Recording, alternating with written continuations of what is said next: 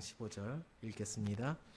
만일 내가 지체하며 너로 하여금 하나님의 집에서 어떻게 행하여야 할지를 알게 하려 함이니 이 집은 살아계신 하나님의 교회요 진리의 기둥과 터니라. 아멘. 오늘 말씀의 핵심은 이 집은 살아계신 하나님의 교회요 진리의 기둥과 터니라, 이 부분을 가지고 제목은 제가 하나님의 집이라고 주보에 기록을 했죠. 사실은 이단이라는 주제에 대해서 조금 이야기를 오늘 나눠보려고 했습니다. 그런데 그냥 우리가 아는 흔한 이단이 아니라 이단이란 무엇인가, 그래서 하나님의 교회는 어떤 방향으로 나아가야 되는가를 여러분과 나눠보려고 합니다. 이단이라는 것이 단순히 교회 바깥에 있는 잘못 가고 있는 그룹을 선별하려고 하는 것 이상으로, 그러면 이단이라는 것이 있다면은 정통이라는 것이 있겠죠. 그럼 교회는 이단이 아닌 정통의 길을 가야 될 것입니다. 오늘 우리 교회와 우리의 신앙이 진리의 터 위에 굳건히 서 있는지 우리는 그들을 통해서 또 거울처럼 비추어 보아야 될 것입니다. 그리고 우리의 삶의 우선순위가 어디에 있는지를 살펴보아야 됩니다. 요즘 사회적으로 여러 이단들에 대한 관심이 아주 뜨겁죠. 왜냐하면 뉴스에 굉장히 자주 등장하기 때문에 그렇습니다. 그런데 이번뿐만 아니라 과거에도 이런 이단들이 사회적인 그런 이슈가 되었던 적은 여러 번 있습니다. 그런데 최근에 이런 이단들이 대두되면서 그들이 정치나 혹은 사회적이나 문화, 교육 전반으로 얼마나 큰 힘을 가지려고 했고 또 가지고 있는지들이 드러나기 때문에 우리의 관심이 더 쏠려 있는지 모르겠습니다. 다만 여기서 제가 우려하는 것은 교회가 그들과 힘싸움을 하려고 하는 것이 아니라 우리는 복음을 들고 나가야 된다라는 것입니다. 여러분, 이단이 굉장히 큰 힘을 가지고 있어요. 지금은 모르겠는데 예전에는 한강에 떠 있는 베란다는 다 구원파에서 가지고 있었다 그랬죠. 그 외에도 우리가 마시는 음료에는 이단들의 손길이 굉장히 많이 가 있습니다. 우리가 아는 그 유명한 회사 두 군데 외에도요, 일반 세상의 회사들이 만든 거에도 뒤에 보면은 제조원, 그래서 이단 회사들이 만든 것들이 굉장히 많이 있습니다.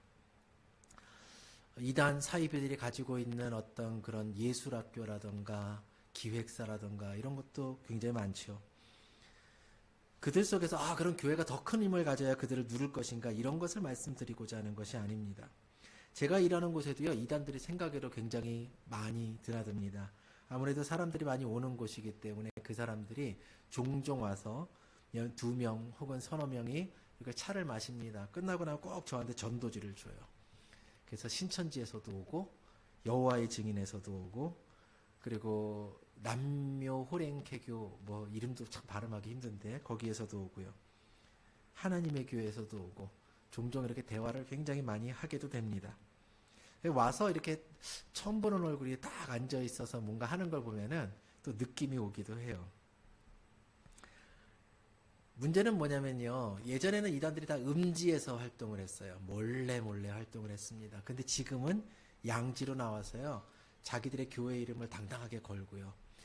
제가 전에 사역하던 교회도 종종 신천지에서 이렇게 편지를 갖다 놓고 가요. 근데 그거를 제가 굳이 여럿이 돌려볼 필요가 없으니까 담임 목사님 귀하 이렇게 오는데 제가 가끔 열어보면은요, 자기들하고 토론해 보자는 거예요. 당당히 나와서 토론해 보자고. 얼마나 그런 이단들의 활동이 많은지 모릅니다. 이럴 때 우리는 어떤 모습으로 과연 서야 됩니까? 이단이란 말을 들으면 창문 밖의 특성, 우리가 있는 이곳의 밖에 있는 그들의 특징을 보게 됩니다. 신천지나 여호와의 증인이나 통일교, 몰몬교 등을 떠올리고 우리는 선을 긋습니다. 절대 이단들이 모이는 곳은 가지 않으려고 하고, 그들의 오류를 때로는 지적하고 우리는 안전하다고 느낄 때도 있습니다. 그런데 여러분, 이단에 대해서 그렇게 잘 아세요? 사실 대부분의 교인들은 잘 모릅니다. 저는 우리가 가진 복음을 제대로 알면은 이단에 대해서 충분히 대처할 수 있다라고 생각을 하지만, 그럼에도 우리가 가진 것도 잘 모르고 있는 교인들이 많기 때문에 이단의 공격에 취약하기도 합니다. 이단이라는 말은 한자로 끝이 다르다라는 것입니다. 시작은 비슷해 보이고 그들도 성경을 갖고 있는 것 같고 이야기하는 것 같지만 마지막이 다르다라는 것입니다. 그 마지막은 하나님 앞에 그 심판대 앞에서는 생명과 사망으로 갈라지는 실존적인 문제가 다른 것입니다. 그런데 우리가 그들을 보면서 손가락질하기에 앞서서 우리를 비추는 거울 앞에 서야 되는 것입니다. 나는 생명으로 가는 길을 잘 가고 있는가? 우리 교회는 복음 위에 바로 서 있는가? 그리고 나와 우리 교회가 지금 가고 있는 그 길 끝에는 하나님 나라가 있는가? 이것이 중요하지 않겠습니까? 디모데전서 3장 15절에 우리가 읽은 이 집은 살아계신 하나님의 교회요 진리의 기둥과 터니라. 이단을 논의하기 위한 기준점은 하나님의 교회가 진리와 기둥의 터라는 교회의 본질로부터 출발해야만 합니다. 우리에게 교리라는 것이 필요하겠죠. 교단들이 규정하는 이단 교리들이 있습니다. 그런 것들이 어떻게 보면은 충분히 훈련되지 않은 교인들을 보호하기 위한 울타리가 될 수가 있을 것입니다. 주요 교단들이 공통적으로 지적하는 것들을 보면은 하나님의 그 삼위일체를 부정하는가, 예수님에 대해서 그의 신성, 인성, 그리고 십자가의 부활, 그 유일성을 부인하는가, 구원에 대해서 은혜와 믿음 외에 다른 조건들이 있다라고 이야기를 하는가, 우리가 가진 성경 66권 외에 다른 계시, 다른 권위를 더하고 있는가 등등의 질문일 것입니다. 이것은 가장 기본적인 복음의 어떤 말씀에 대한, 진리에 대한 울타리가 될 것입니다. 그것을 넘어간다면 이미 그곳에는 복음이 아닌 다른 끝, 다른 길이 있겠죠. 그런데 이 울타리 안에만 있으면, 우리 교회가 복음이라는 것을 이야기만 하고 있으면 과연 건강한 양으로서 이 울타리 안에 있느냐라는 것입니다. 울타리가 때로는 늑대들이 양을 공격하려 할 때 막아줄 수는 있지만 울타리 안에 양들이 굶주리거나 병들 수 있습니다. 혹은 울타리를 치고 다 양만 있는 줄 알았는데 그 안에 염소들이 있을 수 있고요. 오히려 울타리 안에 늑대들이 거주지를 마련했을 수도 있습니다. 성경은요, 울타리 안에 머무는 것이 아니라 이 안에서 우리가 어떻게 살아가야 되는지를 말씀합니다. 바리새인들을 보면은 그들은요, 우리보다 훨씬 성경의 말씀들을 잘 지키려고 노력했던 사람들입니다.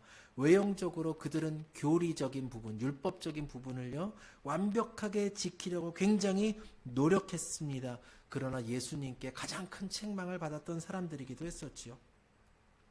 마찬가지로 교리적으로 교단들이 말하는 이단의 기준이 되는 질문들의 말로는 이런 것이 이단입니다라고 우리가 말할 수 있지만, 우리의 내면에 하나님의 말씀보다, 예수 그리스도 그의 십자가보다 더 중요시 여기는 것들이 있다면 그 끝이 다를 수 있다는 것을 오늘 이야기하고자 하는 것입니다.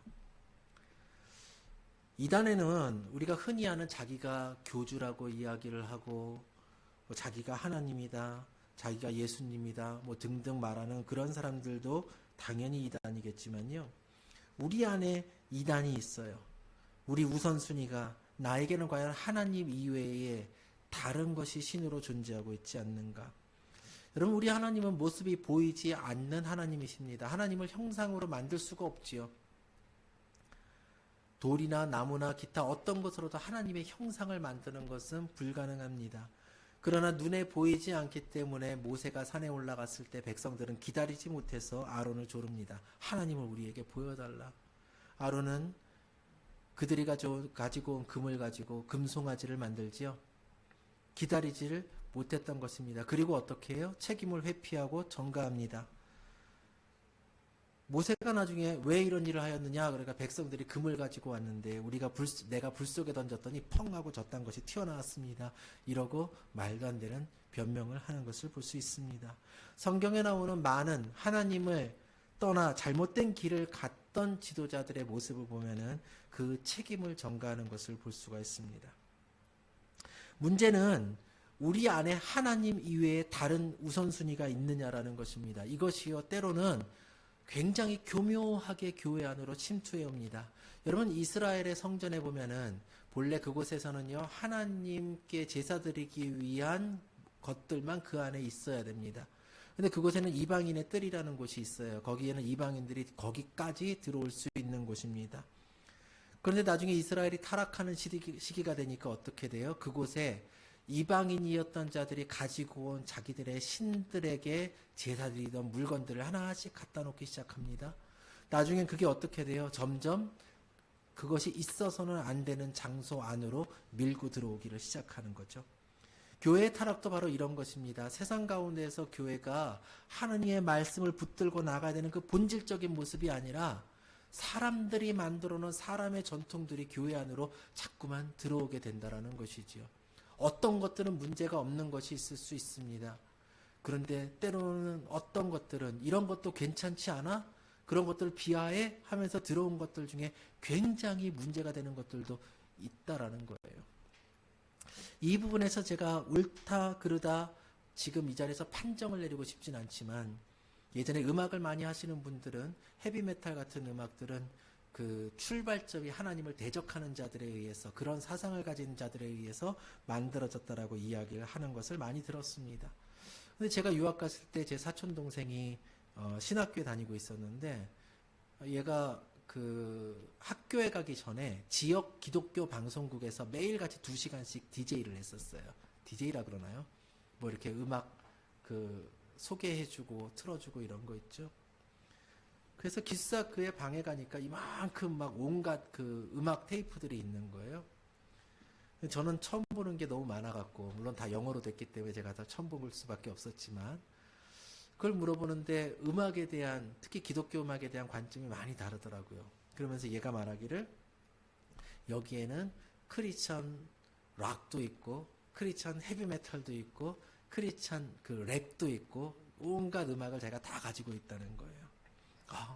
그런 교회 음악도 있느냐 이렇게 물어보니까 이제 영어로 이야기를 했지만요. 뭐가 어떠냐, 그 음악들도 하나님의 이름을 말하고 있어 이렇게 이야기하는 거예요. 제 번역이 직역이라서 좀 죄송합니다. 이것에 대해서 때로는요, 우리가 굉장히 쉽게 그런가?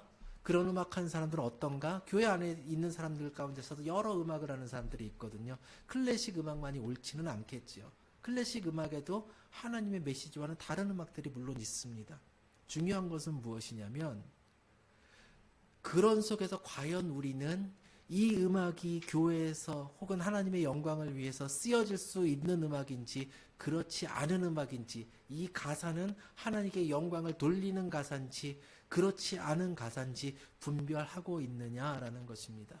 오늘 어마어마하게 많은 수천 곡 이상의 CCM들이 쏟아져 나오고 있지만요, 그 중에서 과연 이런 부분들에 대해서 온전히 검수를 받고 그리고 교회에서 쓸 수 있도록 인증받은 음악들이 얼마나 되는지, 훈련받은 그 사역자들이 만든 가사가 얼마나 되는지 우리는 알고 있느냐라는 것입니다.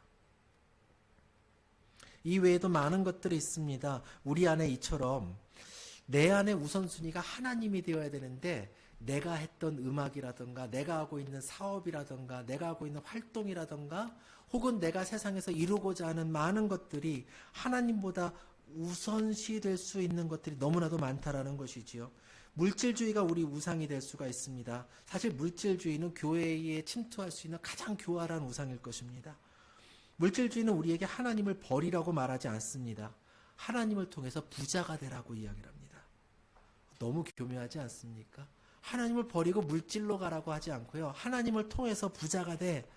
하나님은 널 사랑하시니까 부자 되게 하실 거야. 어떤 목사님께서 굉장히 오랫동안 이걸 주장하셨죠.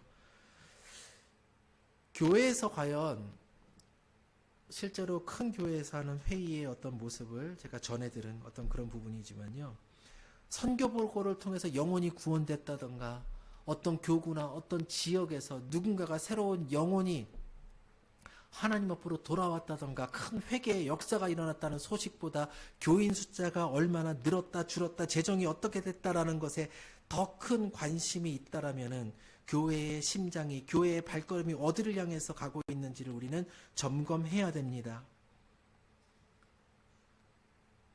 이곳에서 제가 이야기하는 메시지에서 하나님께서 우리에게 주시는 복, 그 복이라는 것이 우리가 흔히 말하는 축복이라는 것이 형통이나 부요함이라는 것과 동의어로 사용되고 있다면, 가난이나 고난이 징계의 상징처럼 여겨진다면, 신앙의 성공사례로 간증하는 많은 사람들의 모습이 내가 실패했지만 신앙으로 일어설 때 하나님이 나를 이렇게 높은 곳으로 인도하셨습니다. 부자 되게 하셨습니다라는 간증이 자꾸만 서게 된다면, 그것은요, 물질주의가 침투한 교회의 모습임을 우리들이 반드시 깨달아야만 합니다.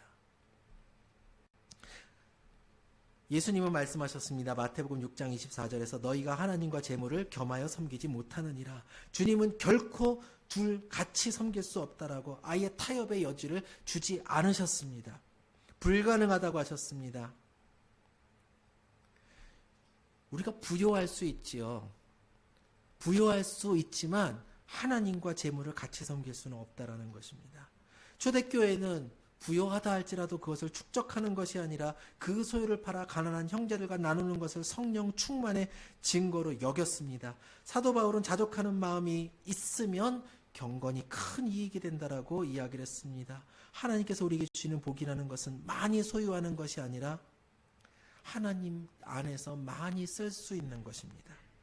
많은 사람들이 얼마나 많이 쌓아두느냐를 가지고 관심을 가져요. 그런데 예수님의 비유에서도 나오지요. 창고를 가득가득 채운 부자가 이제 나는 편히 놀고 쉬고 즐기려고 할 때 하나님께서 그의 영혼을 그날 밤에 거두어가면 무엇이 유익하냐라는 예수님 말씀처럼, 하나님께서 원하시는 부라는 것은 많이 쌓은 자가 아니라 많은 쓰는 자라는 것을 우리들이 깨달아야 될 것입니다.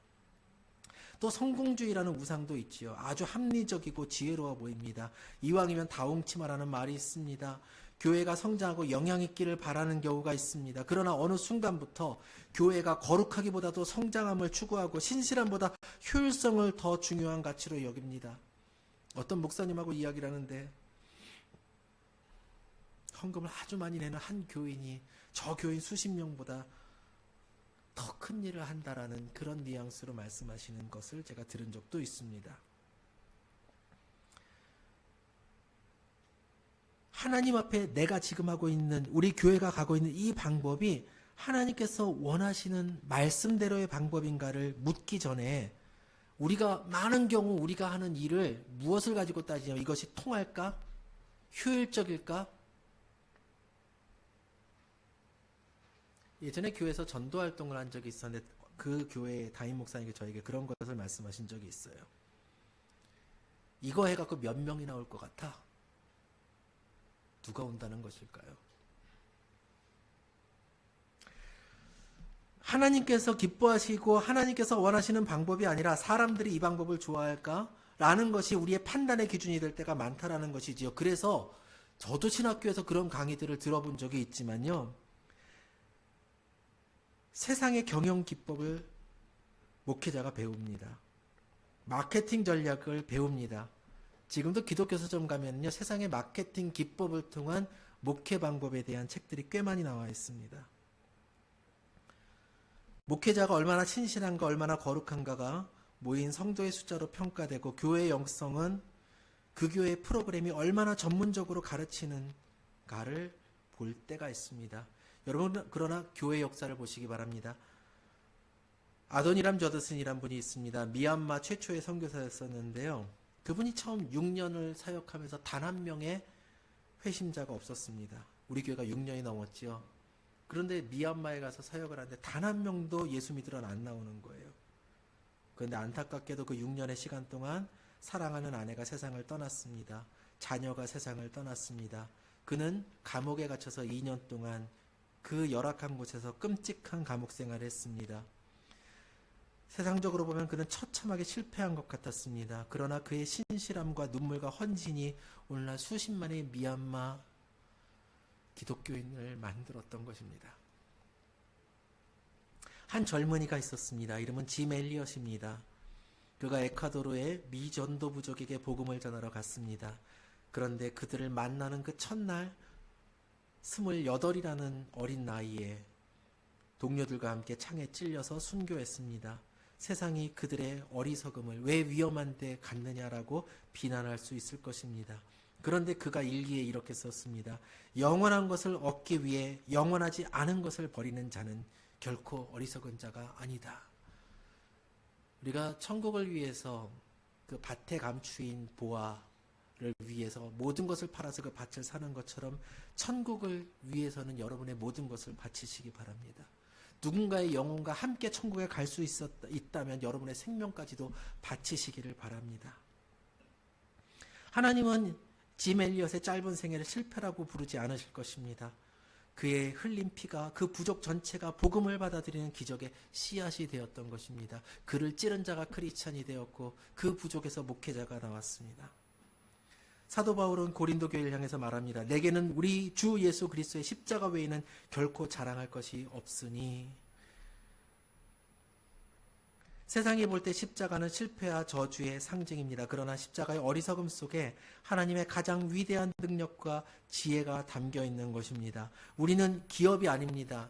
기업은 이윤을 남겨야 됩니다. 점점 커져야 됩니다. 그런데 교회가 이윤을 남겨야 됩니까? 교회가 점점 커져야 됩니까? 이 지역에서 우리 교회가 점유율이 높아져야만 합니까? 우리는 주님께서 우리를 보내신 곳으로 가서 그 뜻에 순종하는 청지기가 되면 그곳으로 족한 자들입니다. 하나님은 우리에게 성공해라고 하지 않으셨습니다. 신실한 하나님의 백성이 되기를 원하신 것입니다. 또 다른 우상이 있습니다. 이념이라는 우상이 있습니다. 어느 날부터 한국 교회의 정의, 애국, 굉장히 거룩해 보이는 옷을 입고 우상들이 찾아오기 시작했습니다. 예수 그리스도의 복음보다 특정한 정치적인 입장이 신앙의 중심이 되기도 했습니다. 나와 다른 정치색을 가진 성도를 믿음 없는 사람으로 정죄하는 자들도 있고 예배의 연합이 정치적인 견해 차이로 깨어지기도 합니다. 강단에서 하나님 나라를 선포하는 것보다 정치적인 이야기를 하는 일에 더 많은 시간을 할애하는 이들도 있습니다. 성경은 그들의 입장을 정당화하는 무기로 사용되기도 합니다. 그러나 예수님의 제자들을 보시기 바랍니다.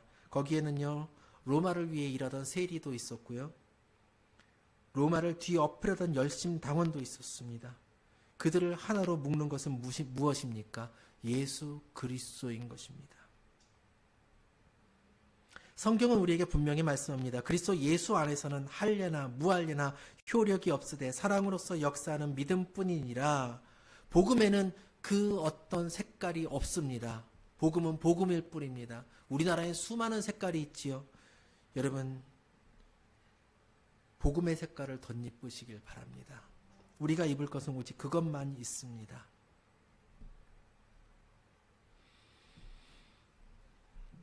어제 어떤 목사님께서 TV에 탁 나오니까 제 아내가 어머 저 목사님 좋아서 이야기하는데 사실 안 좋은 일로 얼굴이 탁 나오더라고요. 안타까웠습니다. 저는요, 교단에서 존경받는다라고 존경을 받아왔던 목사님들이 하나님 앞에 거룩하여지고 하나님께 칭찬받으시기를 간절히 바랍니다. 그분들이 지금까지 어떻게든 이제는 회개하고 하나님 앞에 거룩한 모습으로 서시기를 원합니다. 여러분도 그것을 위해서 기도해 주시기를 바랍니다. 저는 여러분과 똑같은 하나님의 백성 중에 하나라고 늘 말씀을 드렸고 교회 안에 특별한 계급이 없다라고 말씀을 드렸으나 그러나 그럼에도 먼저 목회자로부터 시작해서 변화가 일어나야만 합니다. 여러분, 우리는 진리의 기둥과 터로 바로 서야 됩니다. 정통이라는 것의 사명은 상태가 아니라 적극적인 행동을 말합니다. 이 정통이요, 정통교회라는 것이 이단이 아니라는, 나는 이단이 아니야, 그들이 말하는 그런 주장은 하지 않아, 이러는 방어적인 소극적인 상태에 머무는 것이 아니라는 것입니다. 교회는 진리의 기둥과 터가 되어야만 합니다. 그럼 진리의 터라는 것은 무엇이냐? 교회는 그 위에 굳건히 서야 되는데요, 터는 건물의 기초를 말하지요. 예수님께서도 반석을 말씀하셨습니다. 사도 바울은 고린도전서 3장 11절에서 이 닦아둔 것 외에 능히 다른 터를 닦아줄 자가 없으니 이 터는 곧 예수 그리스도라고 선언을 합니다. 터는, 교회의 터는 예수 그리스도 밖에는 없습니다. 그렇기 때문에 자기가 예수라고 말하는 또 다른 자들이 다 이단이라는 것입니다. A.W. 토저 목사님은 현대교회가 사람들을 즐겁게 하는 엔터테인먼트에 집중하느라 진리의 터를 잃어버렸다고까지도 비판하였습니다. 성경이라는 흔들리지 않는 반석 위에 세워지지 않는 교회는, 예수 그리스도가 기초가 되지 않은 교회는 세워지지 않은 것과 똑같은 것입니다. 그리고 교회는 진리의 기둥으로 세상에 서야 됩니다. 이것이 무슨 말씀이냐면, 기둥이라는 것은 건물을 튼튼하게 지탱하기도 하고 건물의 영광, 건물의 아름다움을 외부에 보이는 역할을 하기도 합니다. 고대 도시에서의 기둥은요, 선포문이나 법령의 중요한 것들을 붙여두는 게시판의 역할을 하기도 했습니다.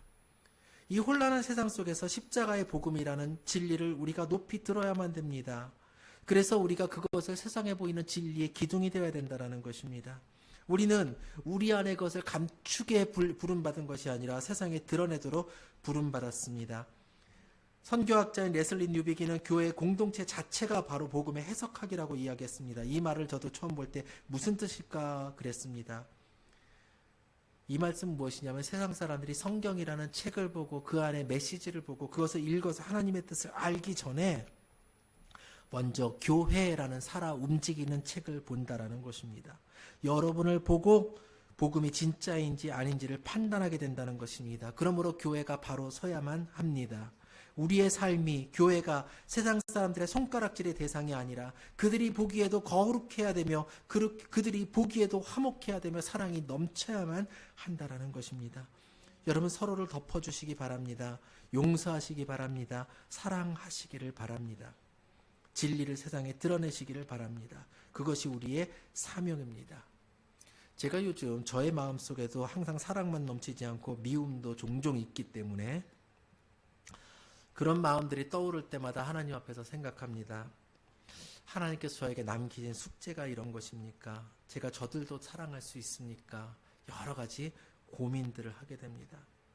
조금씩 제 마음속에 있는 그 일그러진 마음들을 떼내고 사랑하려고 노력을 하는데 참 어렵더라고요. 그러나 여러분, 예수 그리스도의 기초 안에서, 하나님의 복음 안에서 이것을 드러내어서 세상에 나타내는 여러분 되시기를 바랍니다. 기초가 부실하면 기둥이 설 수 없습니다. 교회 안에 세상이 말하는 이단뿐 아니라 우리가 가지고 있는 우선순위의 이단이 자리 잡는다면 우리가 세우는 기둥은 결코 세상에 드러날 수 없음을 기억해야 될 것입니다. 그러면 우리는 오늘의 메시지를 다시 한번 새기며 우리 안에 있는 이단이 단순히 다른 교리의 문제 이전에 다른 주인, 다른 목표의 문제라는 것을 깨달아야 될 것입니다. 하나님이 우리 안에 주인으로 계셔야만, 우리 삶의 중심에, 교회의 중심에 우리 주님이 계셔야만 되며, 그곳에 다른 어떤 것을 올려놓는다라는 것이 이단의 본질임을, 하나님께서 우리에게 명령하신 그 길을 순종하며 따르는 것이 아니라 내가 중요시 여기는 것을 따라가다 보면 유혹에 빠진다라는 것, 그것이 이단성의 본질임을 우리들이 깨달아야 될 것입니다. 이제 우리는 도전해야만 합니다. 나 자신을 위해서 먼저 기도해야 됩니다. 나의 강구는 무엇을 향하고 있는가? 하나님의 뜻을 알고 그 뜻에 순종하기에 앞서서 나의 성공을, 나의 안위를 바라보고 있지 않는가? 아니면 하나님의 나라를 바라보고 하나님의 영광을 돌리는 삶을 살기를 원하는가 돌아보시길 바랍니다. 또 우리 교회 공동체가 중요한 결정을 내릴 때 무엇을 가장 중요한 기준으로 삼고 있는가 살펴보아야 될 것입니다. 여러분, 세상의 평가를 두려워하지 마시기 바랍니다. 조금 아까 제가 세상의 평가를 두려워하라고 말씀을 드린 것이 아니라 세상에 여러분의 사랑을, 여러분의 가진 하나님의 뜻을 드러내라는 것입니다. 그러나 우리가 복음을 들고 나갈 때 세상은 여러분을 공격하게 되어 있습니다. 왜냐하면 세상은 공중권세자문 사탄의 소유 안에 있기 때문에 그렇습니다.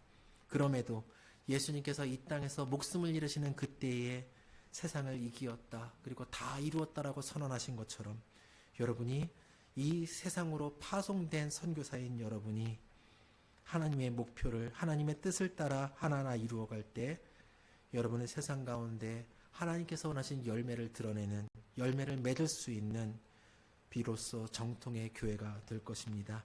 기도드리겠습니다. 거룩하시고 은혜가 많으신 하나님, 오늘 우리 가운데 주의 역사하심이 자리 잡기를 원합니다. 하나님의 뜻이 우리를 이끄시기를 원합니다.